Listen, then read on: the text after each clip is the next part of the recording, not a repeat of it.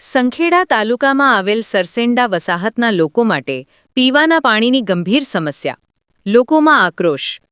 છોટા ઉદેપુર જિલ્લાના સંખેડા તાલુકામાં આવેલ સારસેંડા વસાહતમાં ઉનાળાની શરૂઆત સાથે જ પાણીનો વિકટ પ્રશ્ન ઊભો થયો છે.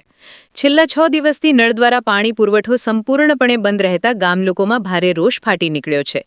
પીવાના પાણી જેવી મૂળભૂત જરૂરિયાતથી વંચિત રહેલા ગ્રામજનો હાલ ભારે મુશ્કેલીઓનો સામનો કરી રહ્યા છે. સ્થાનિક રહેવાસીઓના જણાવ્યા મુજબ વારંવાર સરપંચને આ સમસ્યા અંગે રજૂઆત કરવા છતાં સંતોષકારક જવાબ મળતો નથી. તંત્રની ઉદાસીનતા સામે બળવત્તર વિરોધ વ્યક્ત કરતા ગામલોકોએ અંતે પોતે જ ઉપાય શોધવો પડ્યો છે. ગામના લોકો ભેગા મળી પ્રતિ વ્યક્તિ 50 રૂપિયા ફાળો એકત્રિત કરીને પાણીના ટેન્કર મંગાવવા મજબૂર બન્યા છે, જે પરિસ્થિતિની ગંભીરતાને દર્શાવે છે. વધુમાં નલ સેજલ યોજના અંતર્ગત આવતું પાણી પણ નિયમિત રીતે મળતું નથી, જેના કારણે લોકોના દુઃખમાં વધારો થયો છે. પાણી સંગ્રહ માટે બનાવવામાં આવેલ સંપ ટાંકી પર યોગ્ય ઢાંકણ ન હોવાને કારણે તે ખુલ્લી સ્થિતિમાં છે, જેના કારણે તેમાં ગંદકી કે કોઈ હાનિકારક વસ્તુ પડવાની શક્યતા વધી ગઈ છે. આ પરિસ્થિતિ આરોગ્ય માટે પણ જોખમી બની શકે છે. કેટલાક ગામ લોકો નદીમાંથી પાણી ભરીને લાવવાનું પસંદ કરી રહ્યા છે, જ્યારે હેડપંપ પણ યોગ્ય રીતે કાર્યરત નથી, જેના કારણે વિકલ્પો ખૂબ જ મર્યાદિત રહ્યા છે. આ સમગ્ર મામલે આરોગ્ય વિભાગ તેમજ સ્થાનિક પ્રશાસન દ્વારા તાત્કાલિક નોંધ લેવામાં આવે અને યોગ્ય કાર્યવાહી કરવામાં આવે તેવી ગ્રામજનોની માંગ ઉઠી રહી છે. પાણી જેવી પ્રાથમિક જરૂરિયાત માટે લોકોને વલખા મારવા પડે તે સ્થિતિ તંત્ર માટે ગંભીર પ્રશ્ન ઊભો કરે છે. હવે જોવાનું રહ્યું કે સંબંધિત વિભાગો અને તંત્ર આ સમસ્યાને કેટલા ઝડપથી અને અસરકારક રીતે ઉકેલે છે. રિપોર્ટર પ્રશાંત પરમાર, સંખેડા, છોટા ઉદેપુર.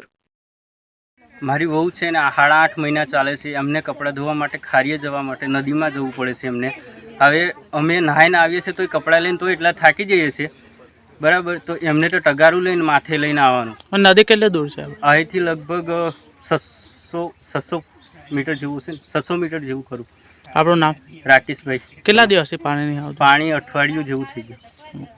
નામ દેવીલાબેન, સરસેંડા કાજુ વસાત. અઠવાડિયાથી પાણીની બહુ તકલીફ છે. સરપંચને કહીએ તો સાંભળતા નથી અને પાણીની ઘણી તકલીફ છે. પીવાનું પાણી ક્યાંથી લાવો છો તમે? નદીમાંથી. આપણું નામ? દેવીલાબેન.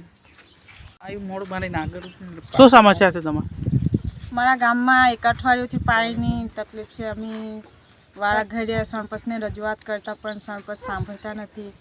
અમે બધા ગામના ભેગા મળીને ફાળો કરીને પછી ટેન્કર મંગાવ્યું પીવા માટે પાણી ને એ પણ ના પૂરું વળે એટલે અમારે નદીમાં જવું પડે પાણી.